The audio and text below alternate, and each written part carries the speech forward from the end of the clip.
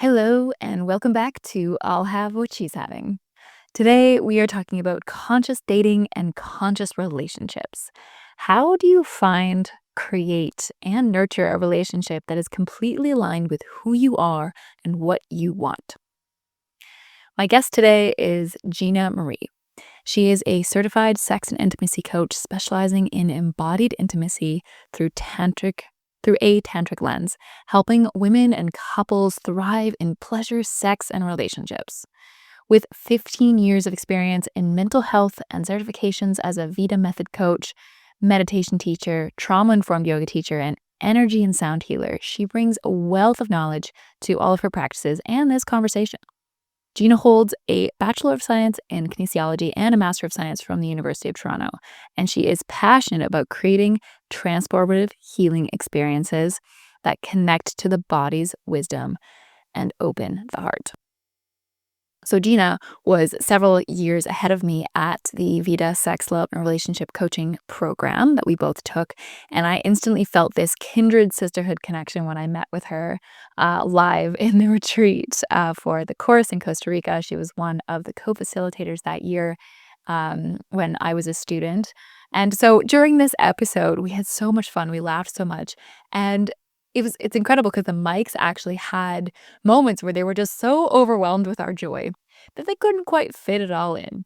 So forgive the couple tiny audio blips once in a while. I wasn't completely able to edit all of it out, but I love that it's basically just the mics not being able to capture our joy. Welcome to the reality of me practicing one of my most lovely mantras. I am playful, not perfect.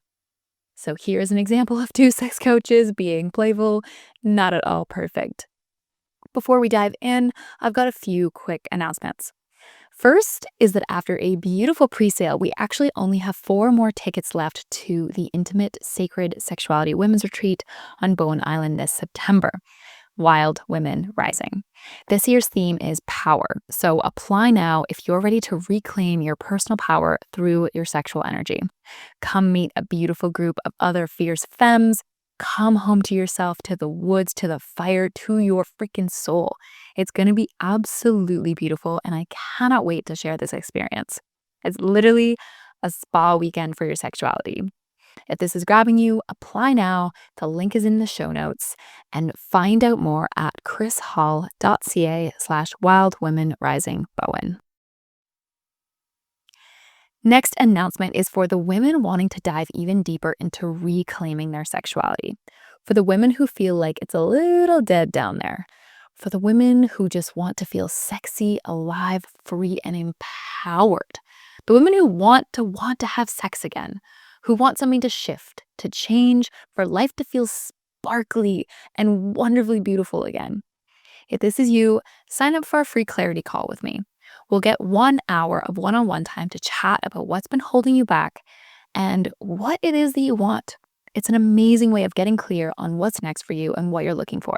Because honestly, discovering what you want is so much harder than how to get it and all the rest.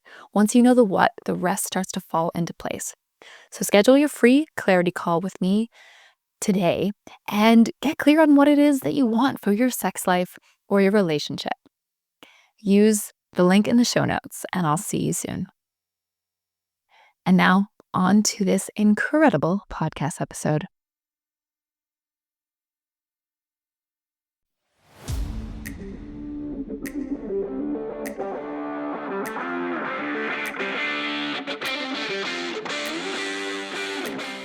What if pleasure was the key to unlocking everything you've ever wanted? Welcome to I'll Have What She's Having, the podcast where your pleasure is your power and you're allowed to want it all. I'm your host, Kris Hall, a sexual empowerment coach, and I'm here to help you unleash your inner fire. Every other week, you'll get expert advice, practical tools, and juicy inspiration to help you feel more confident, turned on, and fully in your power. Because you deserve the kind of love life that makes people say, I'll have what she's having.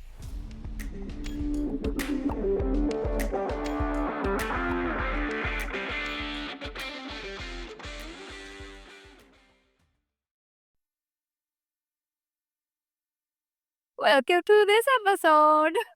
We are so I am so happy to be here. I do this because I love it. Yes. We do it for the love, right? Yeah. There's so many aspects of like the jobs that both of us have created for ourselves that is so much about like, I just do it because I absolutely love it. And then there's parts Yes. that pay well, and there's parts that's like, I do this because God, like, look how amazing it is when I do this. Absolutely. Absolutely. Well, I mean, thanks for the introduction. But I will say that I am a VITA coach and I'm also a therapist. And I said recently that therapy is my heart, but coaching is my soul. I love that. Right? Yeah. And I know you do other cool things in the world, but as a relationship, love, sex, and intimacy coach, like, there's nothing better than love and sex and intimacy. Like to me, this is like the juice of life. Yeah, it is. It literally is. And like, even like we talk about how the sexual energy is quite literally life force energy. Like, I love explaining that in the way of like, it's creation energy. It's our wombs, like that literally what birth is new ideas. And like, it's quite literally the energy that creates all of life. And it also adds vitality and special sparkliness to everything. And like, I like to say too that like that I coach from a place of like I can help you with any desire you have, and we can use pleasure as the modality to get there. I love that. I love that. And I'm with you, sister. Where you talk about life force energy and creative energy. Something I love to talk about with my clients is where are you in your cycle? How can you harness, and thinking about dating is like, how can you harness the amazing energy that's working through you through your seasons of the month and your seasons of life? And I love referring to ovulation time as a big egg energy Mm-hmm. when like we're releasing an egg. That is like a release of beautiful creative power. And when I'm working with clients either who are dating and single or are in relationships or going through like a healing time, whatever it may be, thinking about like how can you harness that energy towards either your projects, or maybe it is towards sex, of course, and maybe towards making a baby, right? We here for that too. And being connected back to the wisdom of our own body and how we can harness this like life force. Again, we talk about it like it's just like, hello, this is our everyday. But I remember when I didn't track my cycle and I had no idea what was going on. It was like, Yep. okay, sometimes I'm sad and sometimes I'm not. But when I know, now I know when I'm ovulating, and that's when I have like, okay, I'm very vocal about the kind of sex that I want to have and I'm like ready for it. And then other times of the month, I'm like not feeling as maybe sexual and I need more sensuality. I need more. And then, during my luteal and uh, my moon time, I'm like, I want to cuddle on the couch and like have my head petted. Yeah, of course. Yeah, like, it's absolutely crazy to me that people don't know their cycle. And Yes. like that even just tracking and like knowing what day and having like a vague idea of what that means for you. Like, I still remember like turning to my partner and being like, it's so weird. Sometimes I'm so hungry and then sometimes I don't want to eat at all. And I'm like, oh wait, I know exactly what I'm talking about. Right. We're talking about hormone fluctuations here. Oh, yeah. Yeah, that's a very normal thing. It is not a bad thing. And also, I kind of hate when people use the short phrase of like PMS to describe like the time at which they're like about to have their period. I'm like, no, that's actually just a sign that there's something off. Like, PMS is not a normal thing. Like, Yeah. that's a disorder, not a disorder. Well, What would we call it? it's premenstrual syndrome. Like it's like an issue, right? In the luteal phase, there is like that releasing and the shedding of the lining. So like the egg wasn't fertilized, so there's movement, there's shedding. And so emotionally, could also see ourselves as women like shedding. We're shedding what no longer serves. We may be like more emotionally sensitive to what we are needing to move on from and let go of energetically, emotionally, physically. Really does depend on each person and each woman and person who bleeds. But it's like there are changes happening and there is purpose of it. And then you bleed and then you start anew. And if I could go back to when I was single and dating, and if I knew like where I was in my cycle and what dates I was going on and how to plan around that, ooh, I would have saved myself a bit of struggle. Amazing. I never thought of that in relation to dating. So Yeah. what other strategies so we talked before about how, like, you went from kind of being more on the dating coach side to more around, like, relationship and couples work. So, like, what originally interested you in that dating world and in that, like, dating coach profession? Yes. Yes, absolutely. Well, I was really drawn to work with women around conscious dating because I myself had gone through the the journey of a lifetime with dating. Like I was in so many relationships like back to back from the time I was 15 until I was 29.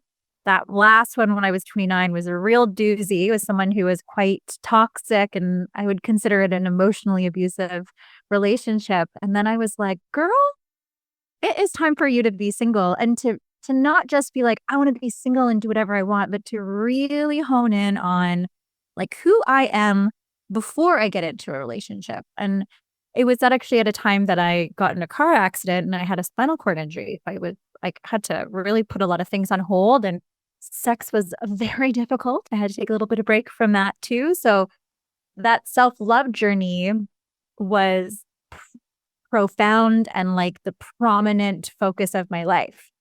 Now, once I was ready and open and physically capable to go on dates, I also approached dating from a fun experiment. Like I wanted to connect with other people and experience what it would be like to actually just meet people for the sake of meeting folks and getting to know them and practicing my relating skills. And of course, they were what they were at the time. And I mean, there's lots of stories inside there, as well as like I also went pretty gung ho with like freely enjoying sex casually with some wonderful people, like people I wanted to have sex with. and and that was like my journey for like 4 or 5 years. I would say like I told myself I wasn't going to be in a relationship for 2 years. And I kept that going for 8 years until I was in a relationship. Um, but yes, I've opened Pandora's box and I'm like, Kris, where do we go with this? But if I come back to my menstrual cycle though, just to come back full but in a circle, I did not know when I was ovulating. Okay. And when you're ovulating, you are more like sexually charged. Again, you're more creative, you're more confident. And if I look back at my, like, especially the early days of being single after I had, turned 30, oh my gosh, when I was ovulating, I knew that was when I was like a predator, Oh, yeah. right? And there's, of course, nothing wrong with that. Yet I feel like if I had known what I know now about when I have big egg energy, I would have maybe harnessed it in a little bit of a different way. I think I went into dates and I was like, oh, I'm not gonna like, we'll just see how it goes. And I get in front of the and I'm like, okay, this guy smells really nice. And I don't know that I'm ovulating. So I'm like ready to pounce. Like, I'm like a tiger and he's my prey, which is also a bit on like the opposite side of what I think is taught on feminine and masculine energetics is like the feminine is like be whether you prescribe to that, but what's been generally taught in this spaces is like the feminine is to be the egg, let the man be the sperm. But no, when Mhm. I was ovulating, I was like, I am gonna get what I want. Oh my God, I love it. So what is the, like, big egg energy that you wish you had brought? Oh my gosh, thank you. Thanks for bringing me back. So the big egg energy that I wish I had brought was to be more honed in on like being so fully confident in who I am and like using like my power and that big egg energy to attract in. I think I was using it more as like I remember especially my early days of being single at that time. I was almost had like an uncontrolled, like feverish sexual appetite, which again, nothing wrong with that at all. But there was also something more there of like standing in my bigness and standing in my radiance, like reclaiming my radiance, like really knowing what I could use that energy for. Because now I'm in a relationship now. And when I have big egg energy, I am like super flirty and I'm like, okay, come get me, baby.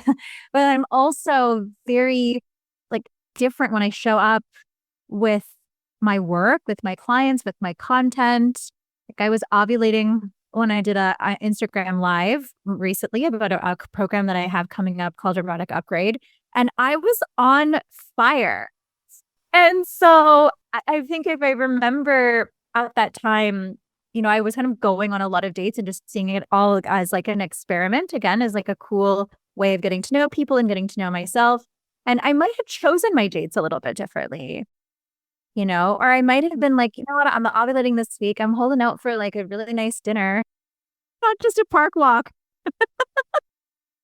What would you do differently in the moments where you're like closer to your period then?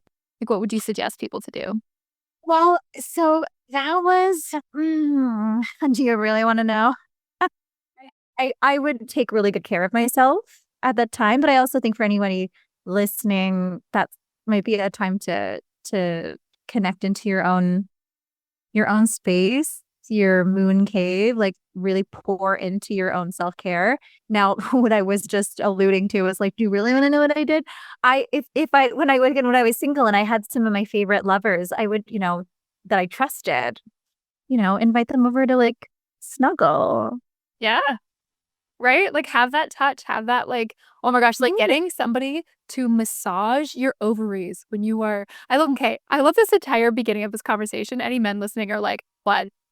But also like this is really important information to know. And like that whole, old story about like women get together and then talk about their periods. But it's very true because it's such a beautiful, potent part of our lives, like that cycle that just carries us through. And whether men know it or not, it is part of their lives. And denying it is not going to make it go away. And like saying Or like, oh, complaining about it or dismissing it. Yeah. yeah, and like just love it for what it is. Like I absolutely love all the ups and downs of my cycle and love it when we can all embrace it. And yeah, no, inviting somebody over that wants to cuddle you and especially if they want to give you some rubs and touch.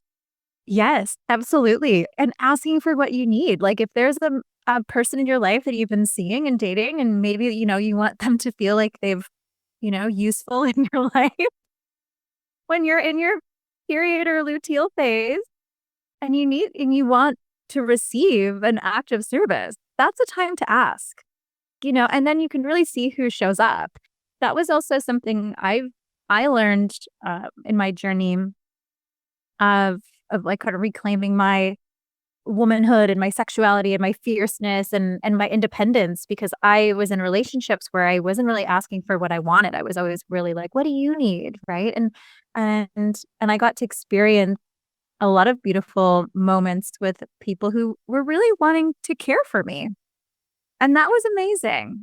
And I love men out there who are at least desiring, if they aren't experts, because we're still experts in learning our own cycles, if I may say that. Um, but the men out there who are conscious around women's phases, like that is a superpower. Like I give my clients some resources around, like, if you're in partnership, here are things that you and your partner can do during the phases of the cycle, like examples, right? You can choose your own adventure, but like try something new when you're ovulating, right? Buy a new toy, go for a new date, right? Ask for something maybe you desire that you've been afraid of, or that you're feeling more bold when you have your big egg energy. And then these are these are my words. Feel free to use them. In the luteal landslide, that is when you're more sensitive. And here, that's when you might want some alone time. If you're single, that might not be the best time to go out on a date because you're a little bit more, you may be more fragile. Yeah. But it's a good time to take yourself on a solo date, right? Journal, meditate, right? Or maybe do something a little bit more holistic and healing. If you are in a relationship or single, you can go on a holistic and healing date, I suppose, like a yin yoga class.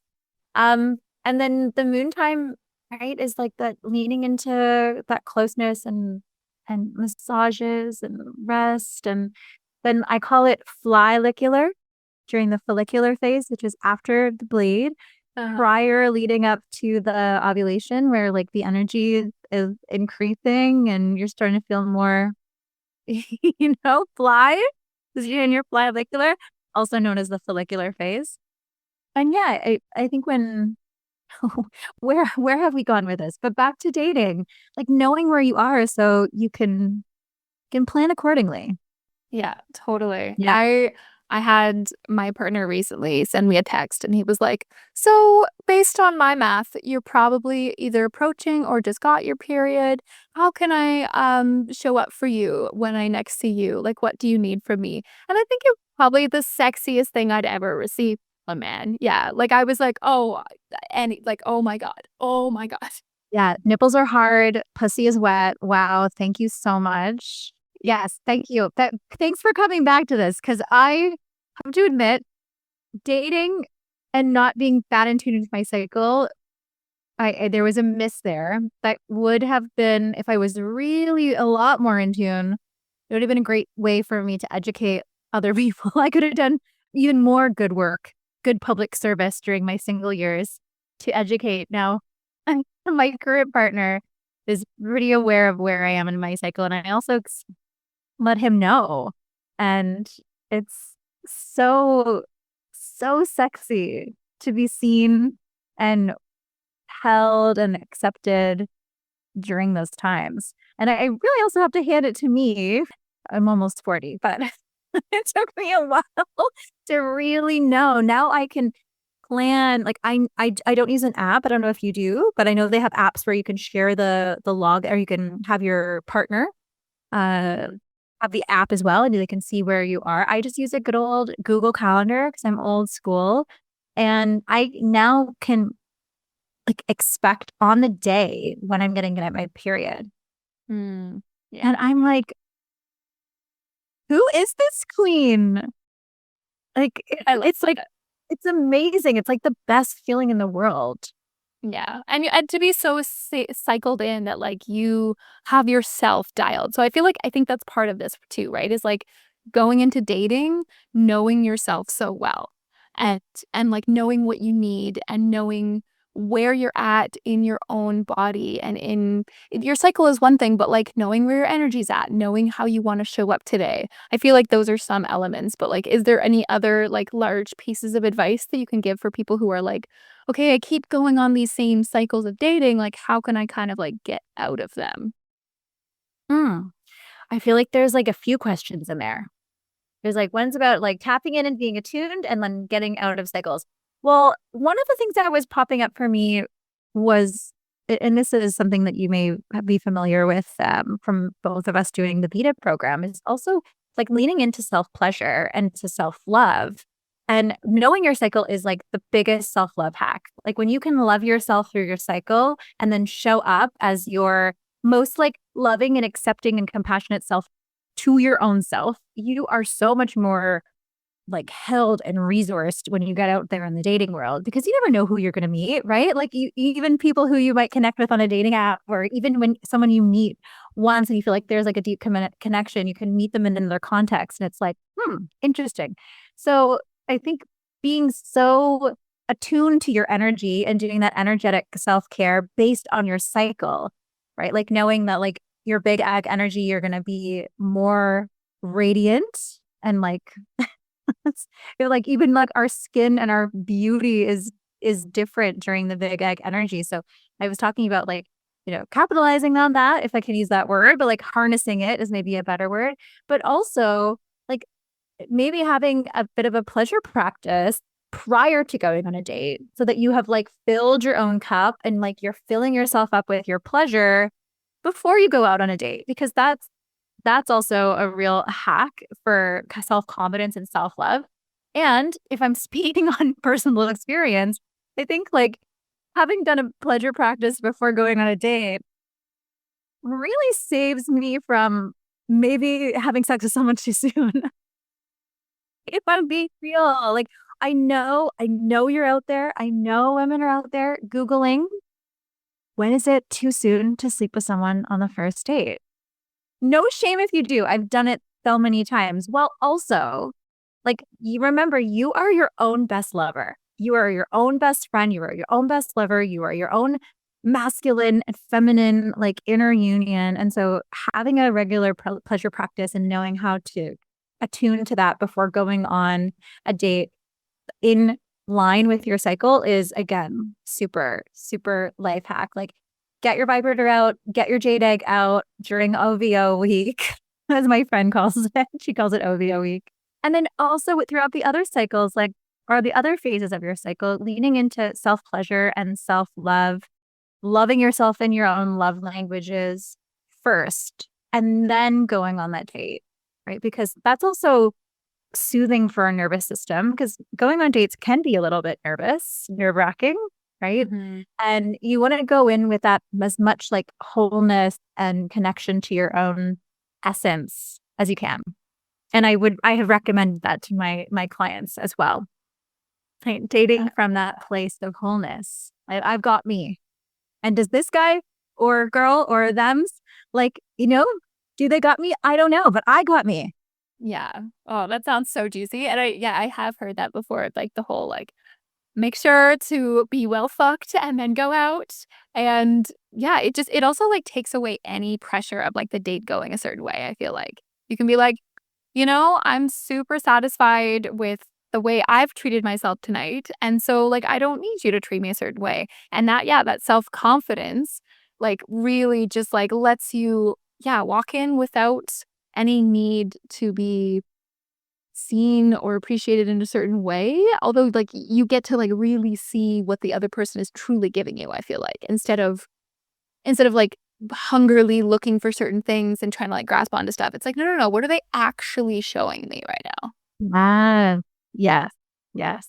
I love that. And then that also reminds me around like clarity around dating. Just to jump Mhm. back on the thread of like, how did I go from dating coach to what I do now mostly? But one of the things I love to help people with is like, what are you really looking for too? Like, what really turns you on? First, okay, well, first going back to dating from self pleasure and loving yourself first is what turns you on about yourself, right? Because you're going in there, remember, you are a prize, you are a catch, and you get to meet this other person, another human in the world.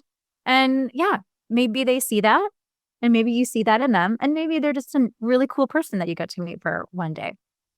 Now, to know if you want to take it to the next level or the next date, like, it's so important to know, like, what kind of person are you looking for? What kind of partnership are you looking for? Like, what are your values, right? What is that energetic quality you're looking to feel when you're around someone? And and when I got clear on that, like, so, like, crystal fucking clear, it was like the universe was like, "Huh? Here you go." Yeah, right? When you can say, "This is what I want," and then all of a sudden it comes, and, like, it's funny because sometimes that chick comes to you and you're like, "Oh my god, wait, it's actually here," and it's actually really scary to get the thing that you asked for. Oh, I'm yeah. going through that right now. It's scary. It's like, "Holy shit, universe, right, I asked for this," but, like, "Oh my god."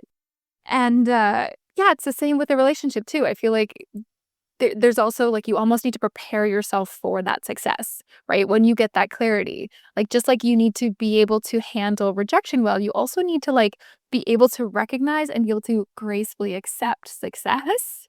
Yes. Oh, so beautiful. And I mean, that also reminds me about the beauty of the somatic approach to healing and dating and relationships and intimacy with our own selves. Because one of the things I noticed during my journey was that when I was starting to move towards more of like calling in a conscious partnership, and I was like, okay, I think I've had a really good time dating and loved meeting people and had a lot of fun, because it was a lot of fun.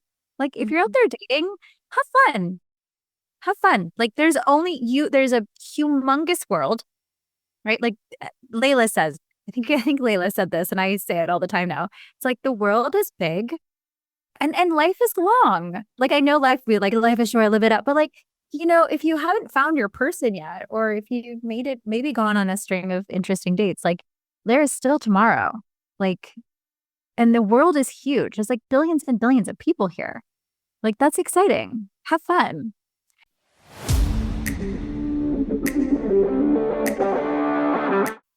If sex feels painful, disconnected, or has a serious lack of orgasms and pleasure, it's time to pause. This isn't just about sex, it's about aliveness. Because when your body stops feeling safe to feel, you lose more than orgasms. You lose joy, turn on, creativity, and that sense of sparkly aliveness, that thing that gets you up out of bed in the morning, that makes you excited for the day.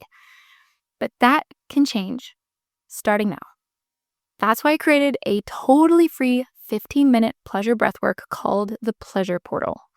It's a guided, gentle, body-based experience to reconnect you to your turn-on and begin the process of rewiring your nervous system for pleasure. Forget forcing yourself to feel sexy or trying to fix your libido. This isn't a checklist or a how-to. It's about dropping into your body and letting it speak to you. This is about remembering that you were made to feel deeply, wildly, and sensually alive. This isn't a cute sex tip. It's just 15 minutes. You'll feel turned on in a whole new way, I promise you. Your body, emotions, and sensations will wake up. Whew, it is just a stunning piece of magic. It's 15 minutes and it might just change everything. So head on over to krishall.ca/thepleasureportal and download it for free.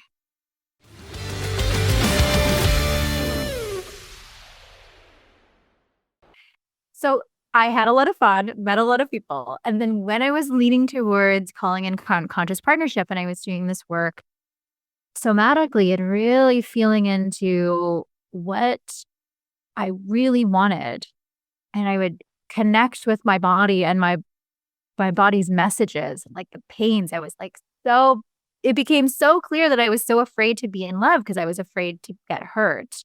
And then that work around healing my relationship fears and my patterns of like attracting really like unavailable people. Like there was a lot of people who were available and I was like, nope, can't, afraid to be in love. And then there was people who were like really unavailable and I was like, oh wow, let me just follow you to the ends of the earth. And because I just didn't have that clarity of what I wanted. And I was also afraid. And so I remember feeling that like fear, like that was just like really deep in my heart and sitting with that hurt part, that made a huge, huge difference in the quality of dating partners that I attracted after doing that healing.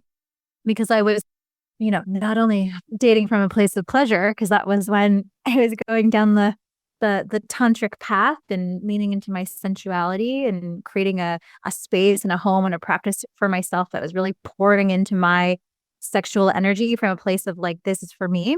Mm. I was also like, I've got my non-negotiables. Like I've got them. And I'm allowed to want that. And that's okay. Yeah. And if I meet someone and they don't have those, that's okay too. And if I meet someone and they're not feeling me, that's okay. Because part of my non-negotiables was that I want to be with someone who really wants to be with me, who like is like, I want to be in a relationship with you. Yeah. Like it sounds kind of simple. You're like, of course you want to be in a relationship with someone who wants to be with you. But then you're like dating people who aren't showing up. Yeah, I feel like all of us have had one of those moments where it's like, I really wanted this person and they didn't want me back. And you still try, and then you cause a bunch of misery for yourself because you're like, Yeah. no, like, wait. Let me show my power by making them want me.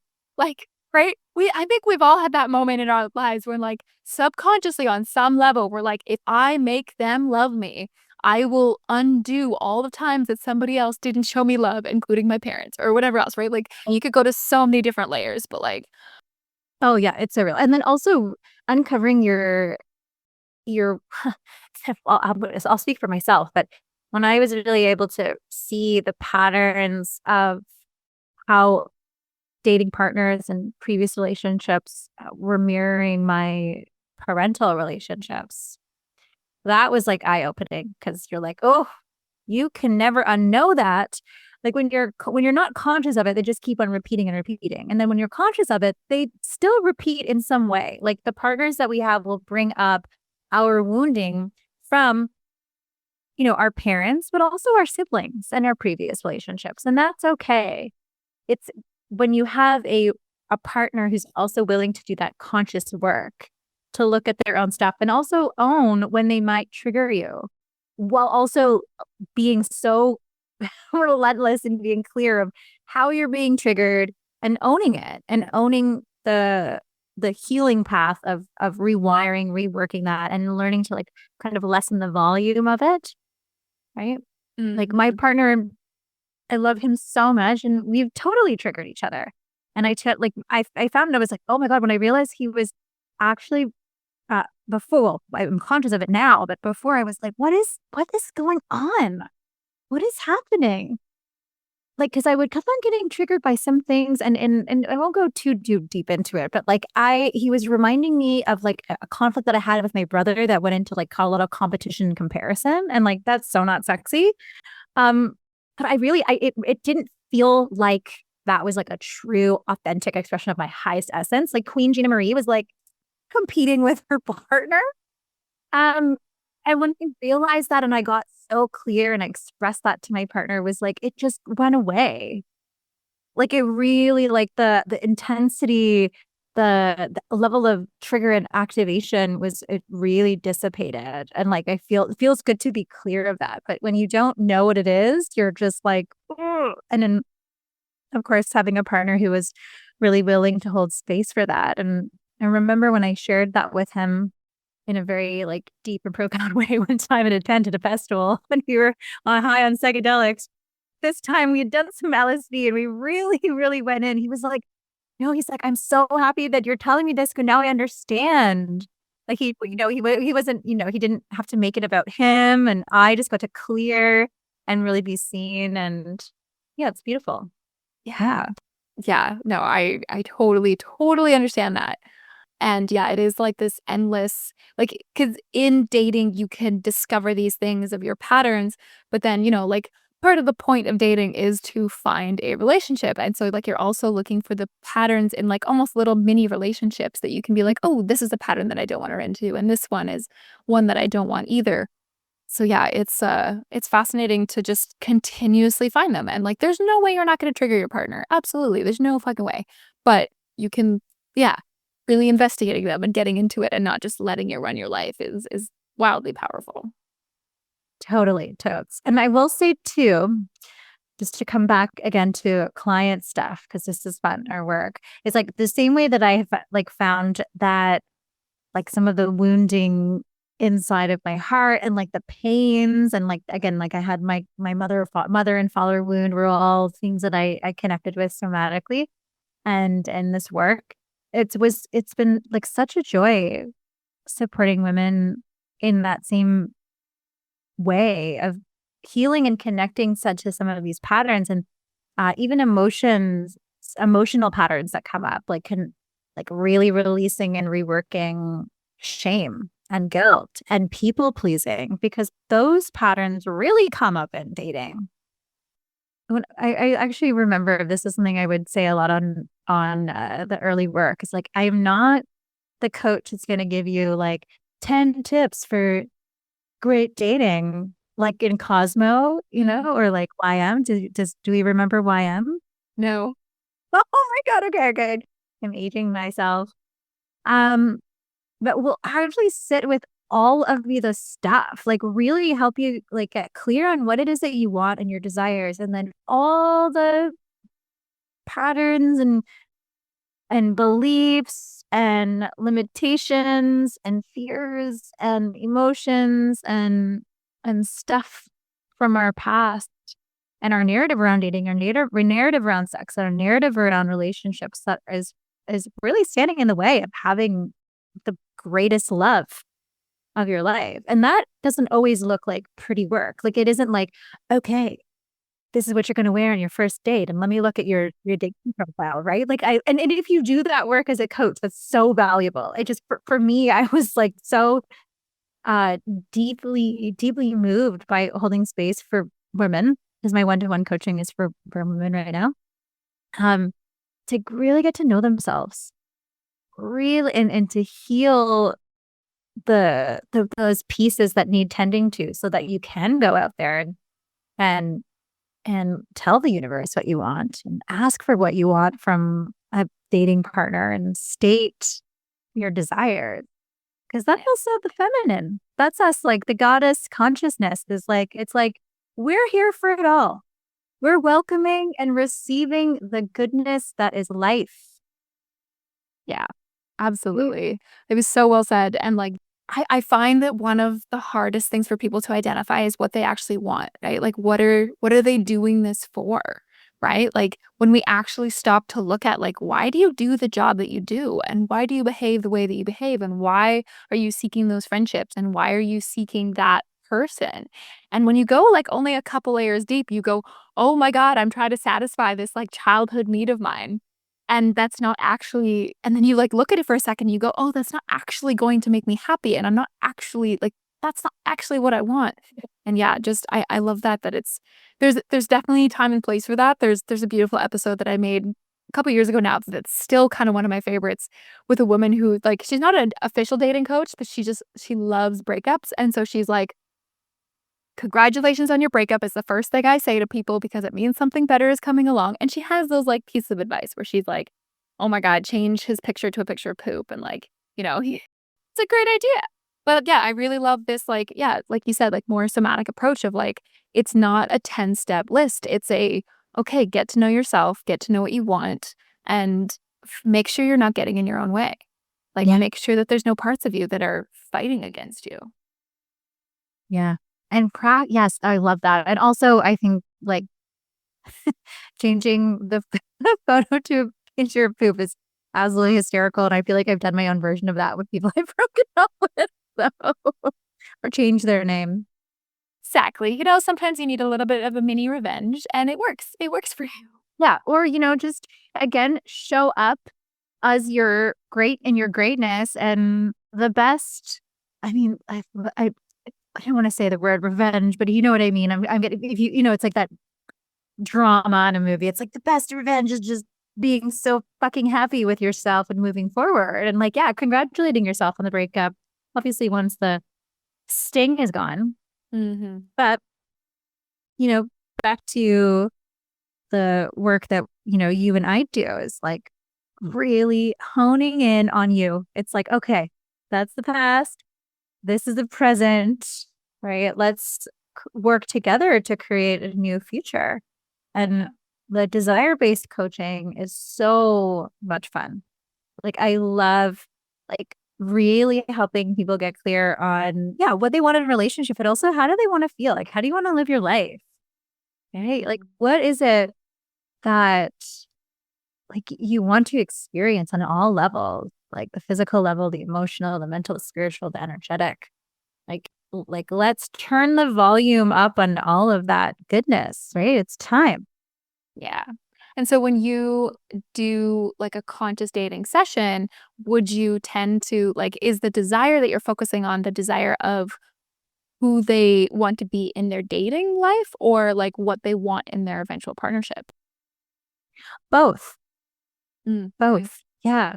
And a desire depending on who you are, your desire is going to be, even if it's like you're saying I want a lifelong partner, how that is described by you and what you visualize in your future, it's going to be so different, right? So we'll talk. I've already talked about like partner and partnership qualities.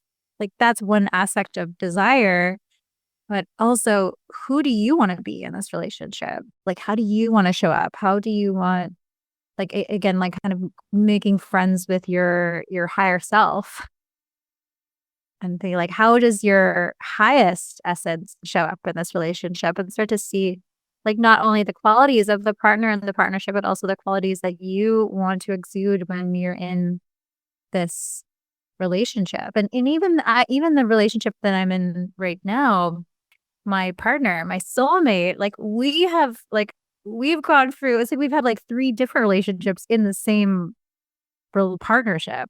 And Mhm. I'm always thinking about and visualizing like, where do I want to go and how do I want to be and show up now in like this next era and phase of my relationship. It doesn't, um, it's interesting. Like it doesn't end even when you're in a relationship. You can continue to reinvent yourself and to grow and evolve. And I think that partnership is also one of the most amazing places for spiritual evolution and relational healing. And so when I'm working with a woman who is single, it's like, you're here now. What comes alive for you when you are in this relationship? Right. Again, knowing that like you are whole and complete no matter what. Like you are absolutely a high priestess, goddess, queen, even if you find this person in your lifetime or not, know that. And also like allow yourself to really dream. Like who are you in this relationship? And then that everything else is even more possible. Like there's like endless timelines and possibilities that we can jump to. You just let ourselves just say, fuck it, let's go. Yeah. Yeah, yeah, and I'm getting this, like, image of somebody getting into a relationship, like, oh, one of the memes I hate the most that I've ever seen on the internet is this woman in a wedding dress holding on to, like, who is obviously her husband in this scenario, and the caption just says, "Now I can get fat," which is obviously terrible on so many levels of, like, just like, we don't even need to get into necessarily the levels of, like, just how bad that is, but I was like, "Oh my god, this is what it's trying to say is now I can stop trying, right?" And again, not touching on the fact that that is just a level of body shaming that's just ridiculous. But the that idea that, okay, get into a partnership and then just you're good. You can just stop. You can just coast. And that's how that is. And so I love that you're bringing in that like your relationship is going to continue to evolve and continue to transform. And like, I've seen amazing videos where people are like, okay, yeah, I've been in a relationship for 10 years now and I've dated somebody different each 3 years. Like they transform too. And it's like to me, that's always been the most important thing to notice really early on in relationships is do they recognize that both of us are going to change? And do they love the fact that I'm going to change? Are they Yeah. accepting and like with me on that, that like we're here to change and grow together? And like, don't tell me that you like never want me to change because that's impossible. That's literally impossible. So, like, Yeah.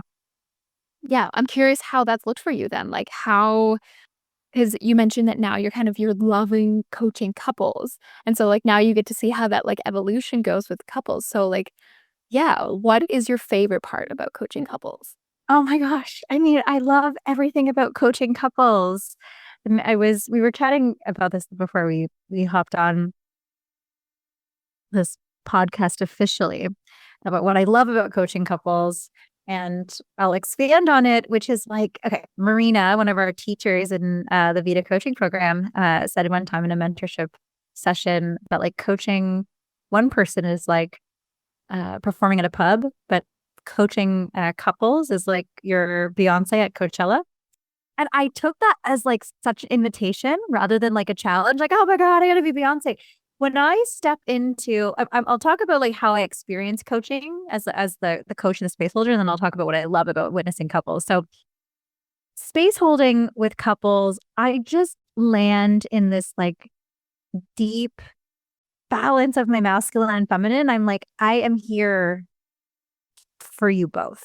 Like, there's just such a presence that I bring that is just a little bit different when you're holding space with 2 people than having a one-on-one coaching session. Like the one-on-one coaching is like also just my like, it's like my bread and butter. Like we have so much fun and there's so much creativity. And with couples, it is like you're really holding, it's such just something so precious, right? You're not just working with, say, one person's pain or one person's desire. You're holding space for 2 people while also holding space for someone else to hold space for the person that they love so dearly. Like I just something about that is a treasure. And I love being able to be like let in on 2 people who care so deeply for each other. Like even when I've worked with couples when I wasn't in a relationship, or even when, there was a time last year, my partner was going through his own mental health issues. And there was like, our relationship was going through a tough time. And then being with couples and seeing this love and care and the patience and the commitment and the devotion was like, gave me so much, it gives me so much inspiration. Now when I see people in relationship making it work, it's like, oh, love is everywhere. We think it's not there, but like the world is just, it goes around because like love is so potent. And so I get to be so up close and personal with people's love. And it's such an honor. It's such an honor. And I have been so heartened by the men in the the relationships I get to witness, and couples I get to hold space for. And most of the folks I work with are heterosexual couples for the most part. I love my same-sex couples too. All is welcome. I'm not an expert in this, but I feel like we both can say that there is like a bit of an epidemic of like men not being allowed to share their feelings, or like the stigmatized. It's just not welcome. There's just it's difficult. And so I witness men in these spaces like really allowing themselves to be vulnerable and to hear their partner's vulnerability in new ways. And I just feel like I have like a front row seat at like each person's like epic movie. It's so great. And yeah, so that's what I love about it. There's so many things. Again, I love the witnessing and celebrating couples, and I really see the transformation. Like when you have two people who want to do the work, when you're in a relationship and you and your partner want to do the work, bravo. Like bravo. Remember that your parents probably had no idea that was possible for them. But on the whole, right, I don't feel like we're like the generation that's like, ooh, couples coaching, couples therapy, sign me up, right? I mean, we know we have access to it. So it's just such a wonderful thing that we can do. And what you are doing when you're working on your relationship, even when things are like good, but you want to enhance it. What am I trying to say here about the ancestral healing that takes place when you do this work? Like it's really like a privilege. So a privilege for me and a privilege for everyone involved. And a lot of the desires that the couples who come to work with me have are like, they love each other so much. And they maybe aren't having as much sex, or the type of sex that they want, or like there is like, they know there's more connection and depth and exploration and curiosity and creativity that like has yet to be unlocked as they enter a new phase of their relationship. And I've seen it all. Like people who have been together for 5 years, people who've been together for 10, people who have just started dating, and folks who maybe dated before in the past and are like coming back into a relationship. And it's like, whoa, we're starting like a whole new era. Mm-hmm. And it's exciting. It's really exciting to help people get clear on their desires, very similar to when I'm working with women in dating. It's like really still like, what are your desires for your relationship? And how can I communicate with my partner from a place of the heart? Like we're so busy. We're so like living like have really hectic lives. So coming into a couples session, it's really a place where two people can let their guards down and their armor down and really be seen and really feel into their hearts. And then, of course, I love talking about the sex stuff. I love weaving in the erotic languages and helping couples understand that, like, okay, like you are with a unique specimen here, like, a person who has more colors to them than you might have realized. And I say that because a lot of the sex that people are having are what you used to have when you were younger, you think you're supposed to have, or what you might have learned in porn, right? And that intimacy is broader than just sexual intercourse, right? It's also like the things in between, and like the fun adventure and the kinky stuff, and like the energy sharing, and everything that goes into the senses. Like, it's so much more than what we might have believed it is. And so I love teaching couples around that. And it's so mind blowing. We're like, oh, wow, wait, I can really be a sex god? I didn't know. I just thought I was like a guy trying to get laid and getting rejected. Right. Or like helping couples understand, like, what are their brakes and their accelerators? Like, what are the things that really turn you on? And what are all the things that are like stressing you out and like turning you off? Like, we need to address that. And so eye opening when people can get clear on what's inhibiting and like turning the fire and the heat on in their intimate lives, because we're not always giving that a lot of airtime. Like, it's really, I got to pay bills and get the promotion and clean the house, right? It's like coming back into, yeah, like re-eroticizing your life and your connection with your partner, bringing in more play. Like, And yeah. I feel like too, there's so much I could talk to in that, because there's so much and it's all just right bang on the money. But like I love the idea that like we're never done with that dating, right? That I feel like sometimes we think, or I've definitely had the thought before of like, okay, but I don't want to get really good at dating because eventually, like, the whole point is to stop dating so that I can be in a relationship, right? And then I have to learn how to be in a relationship.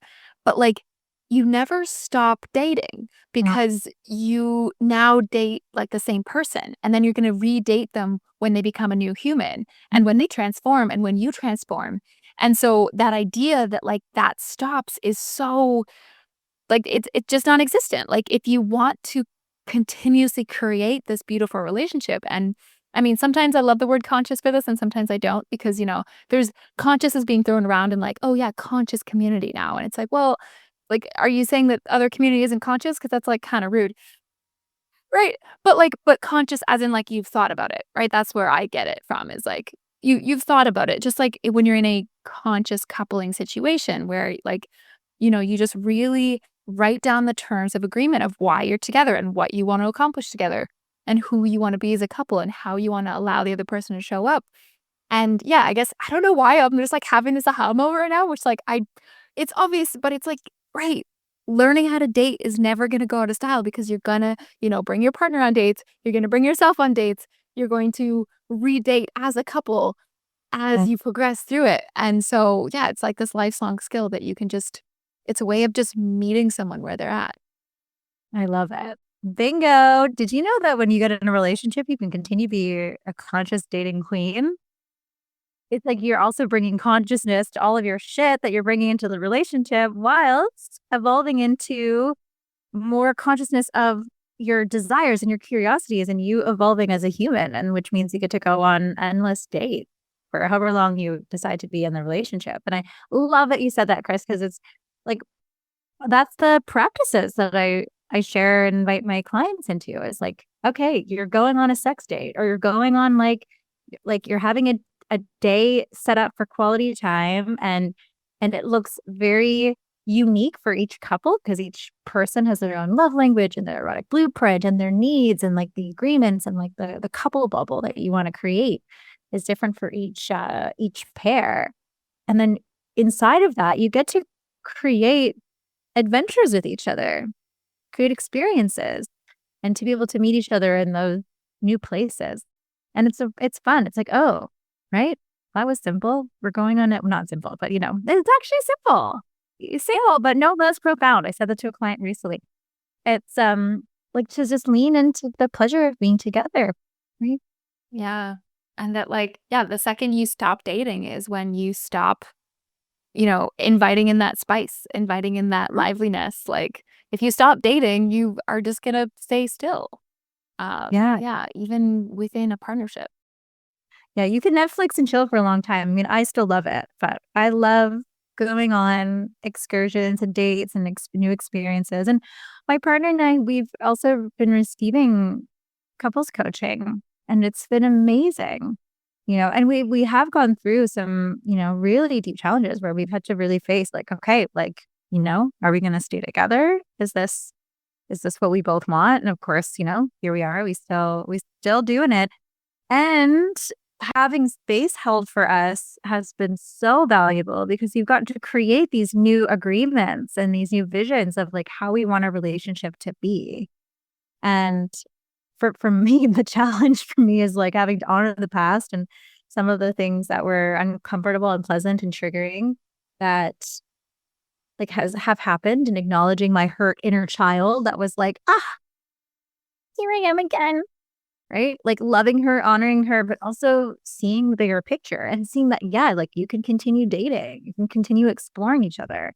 And that relationships also go through seasons, just like the seasons of our menstrual cycle, right?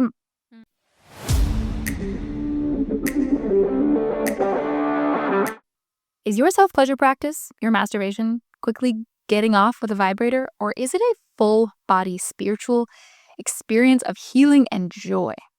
I promise this is actually possible.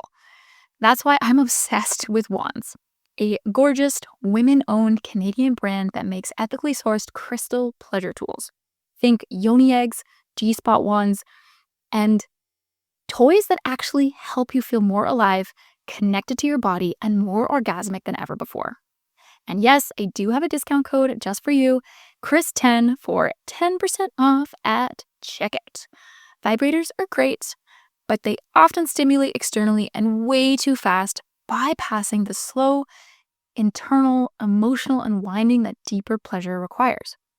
Crystal wands and yoni eggs don't just get you off.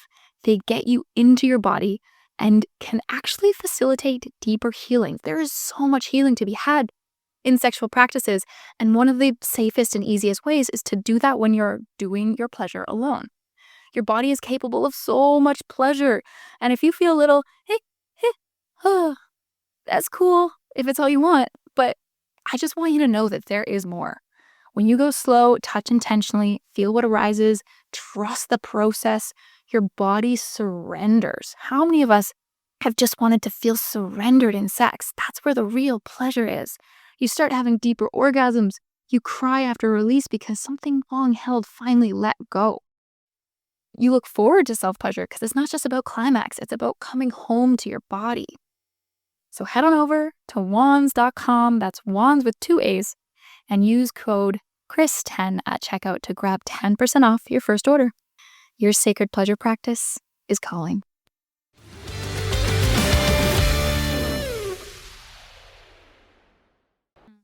Yeah, like going through the seasons of our sexuality and our seasons of our relationship. Like I would say that there was a bit of a winter that we had gone through, my partner and I, within our sexual life. And then, we've brought the spring back and then the summertime. And then like I had to do my taxes and I was like, all right, we're not very sexy times.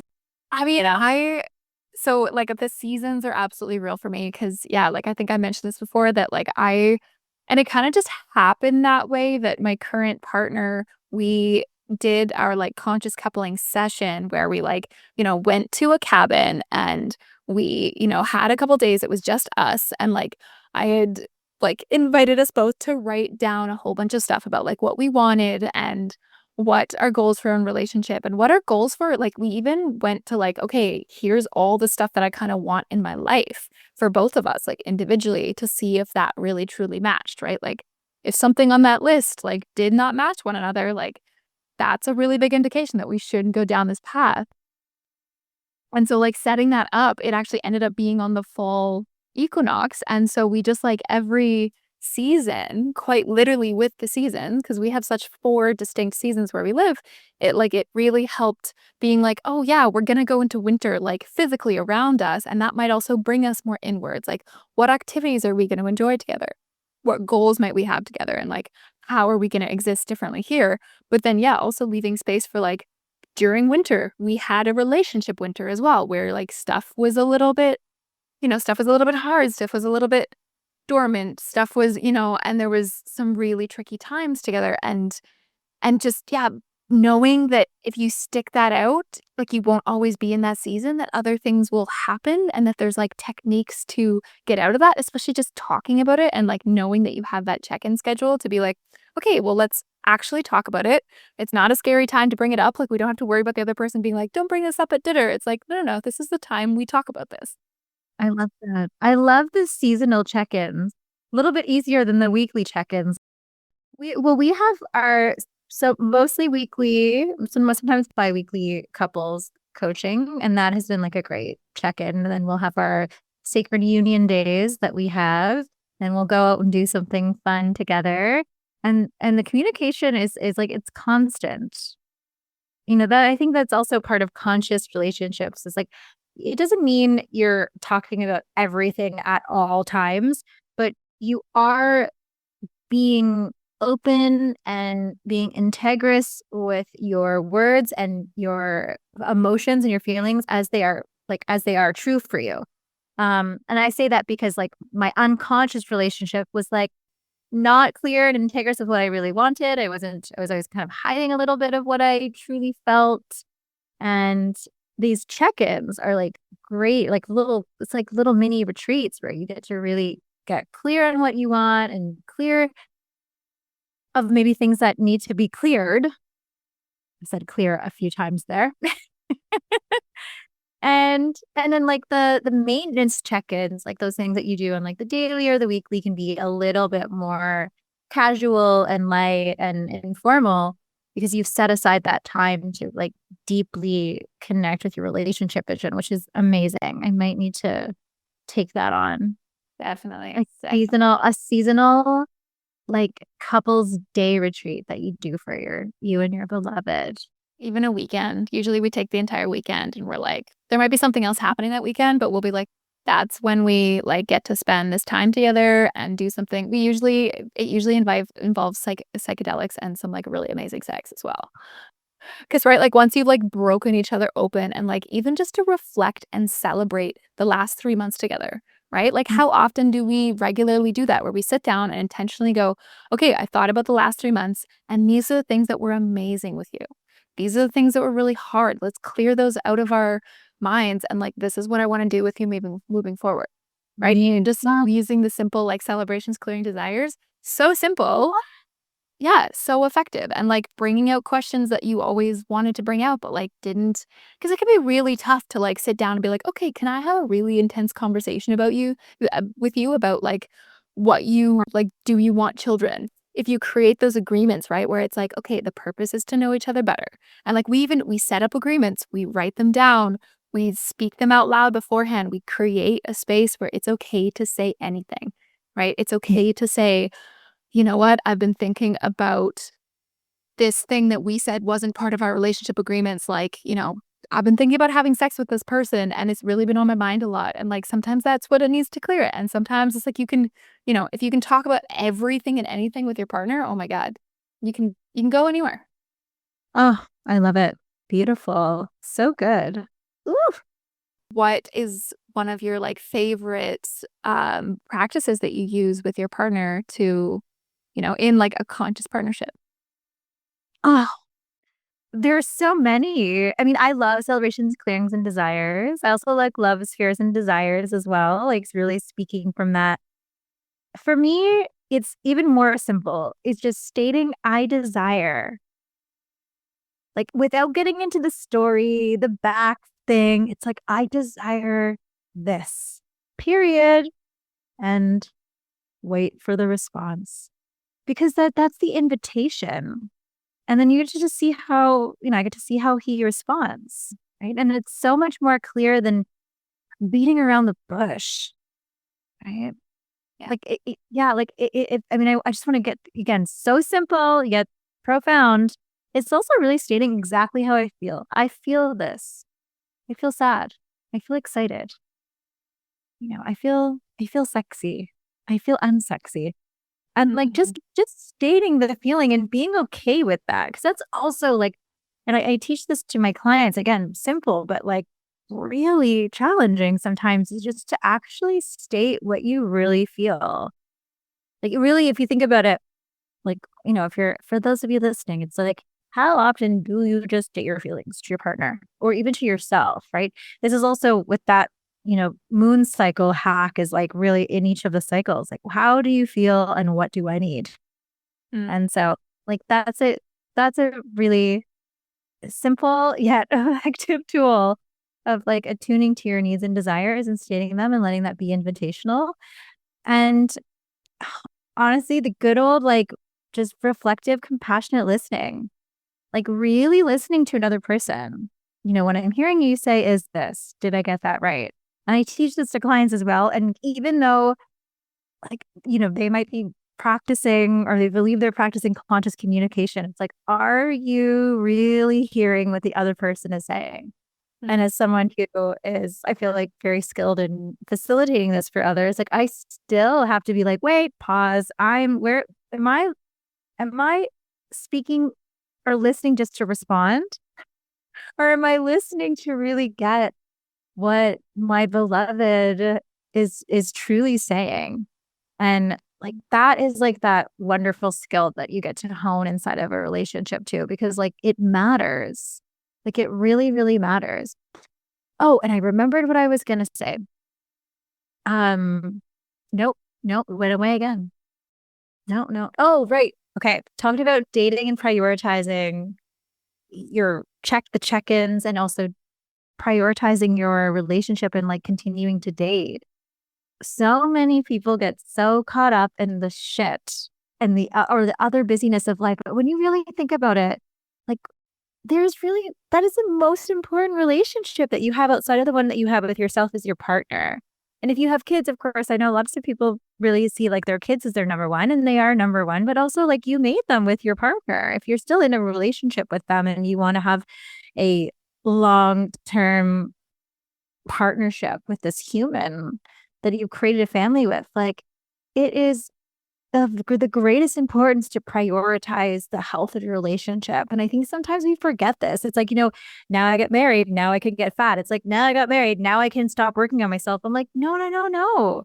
You you can continue working on the company or working on your career, but like that your career and your business or whatever else that you're flourishing and wanting to flourish in life will flourish even faster when you water the seeds in the garden of your relationship and your love. Mhm. Right? Yes. And I've actually recently, like, I've just been reading the book, Wired for Love, uh, which I'm sure you've read as well. It talks about, like, your children being, like, a third in your relationship. And, like, that, like, and the third being, anything that's not you or your partner. Like, it could be your in-laws, it could be your children, it could be a friend, and, like, bringing them in, but still showing that partner that, like, it's you 2 against the world, and that it gave me language for something that I'd always felt, but I wasn't able to express of like, "Oh, right, I want to be able to feel like we're still really close." So, yeah, when you said, like, your kids are number 1, I'm like, yeah, kids could be number 1 maybe, but, like, I feel like there's so much value in, like, what if my partner was number 1 and then my kids were number 2, and so that there is that, like, love that's maintained. Because I think that maybe that's why there's so many moments where, divorce happens. It's like, I mean, there's no time for it, and there's, it gets deprioritized to the point of, like, it just doesn't happen, and it's not necessarily that, it was inevitable, it's just that it didn't happen, like, there wasn't any maintenance.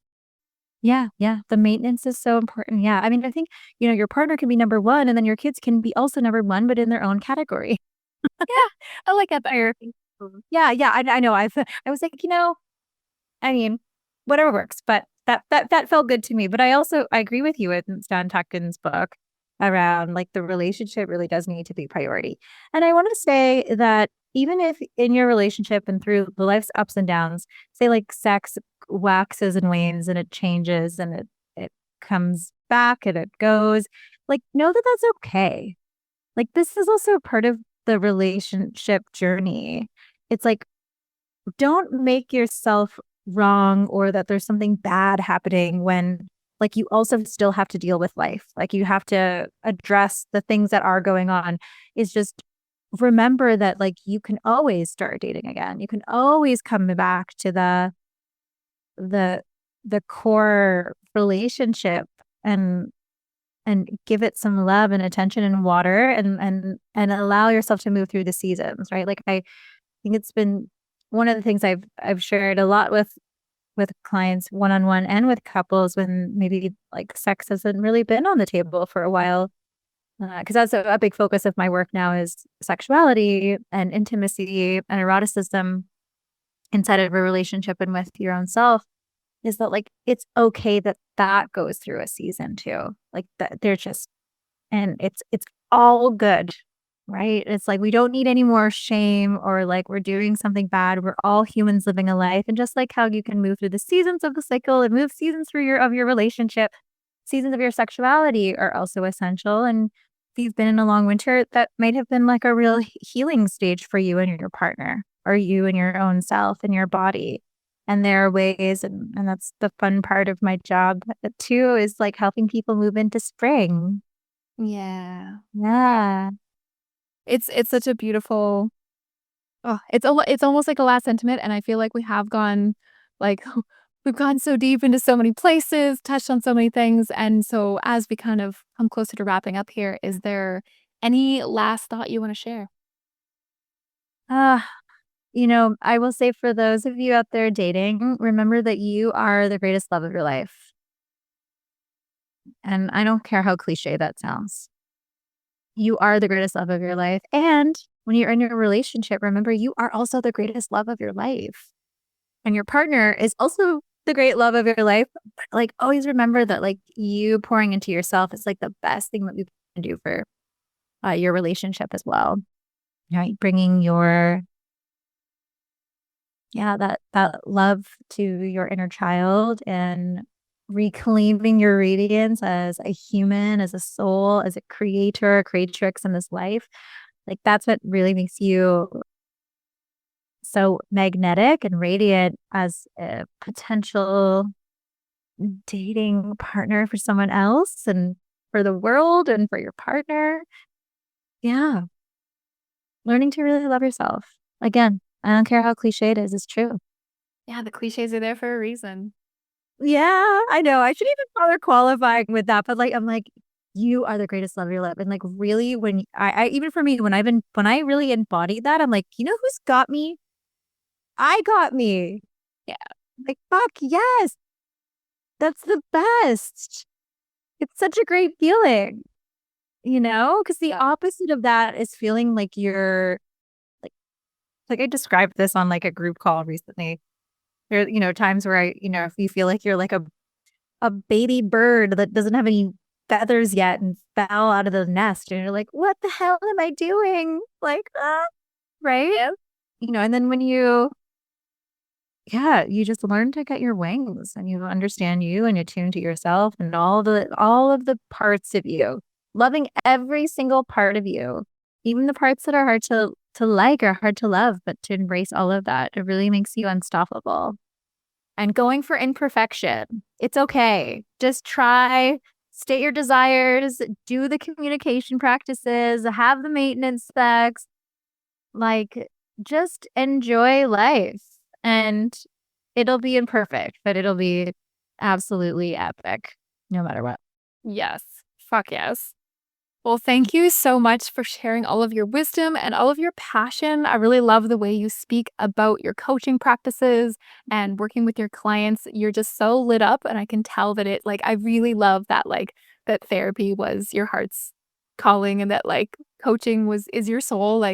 Yes, it definitely comes out in your own radiant being in the way you talk about it. And yeah, just thank you for sharing that. And so before we sign off, is there any way that people can get in contact with you? Anything you want to share? Yes, absolutely. So you can follow me on the gram. I'm Gina Daring Greatly. Love to chat. I also work with couples and folks from all around the world. So wherever you're listening from, my one-to-one coaching containers are super sacred. I work with women to reclaim their sexuality, rewrite their narrative, and I love teaching the beautiful healing modalities that we know and love from that somatic and tantric approach. I also love working with the jade egg and guiding pleasure practices. And then my couples work is called Intimacy Alchemy. And I love guiding the journeys of like really deeply connecting with your relationship clarity and teaching tools to really understand each other from that erotic language and create like almost a new relationship from where it was. And in March 2025, I'm launching my program Erotic Upgrade, which is for women. And it is a 6-week container live program as well as an online course to completely upgrade your eroticism, to embody your erotic blueprint and rewrite your story, but to live it like from the inside out. And I'm so excited for this because I've been coaching now for the last several years, since 2019. So I've put together the practices and the components of what I have seen to be the best tools for upgrading your erotic expression. Again, not just for a partner, but like for yourself. So come through, and you can find all my programs and stuff at GinaMarie.ca. Amazing. Well, thank you so much for sharing. We'll pop all those links in the show notes. And yeah, just thank you so much for being here today. Thanks, Kris. It was so much fun.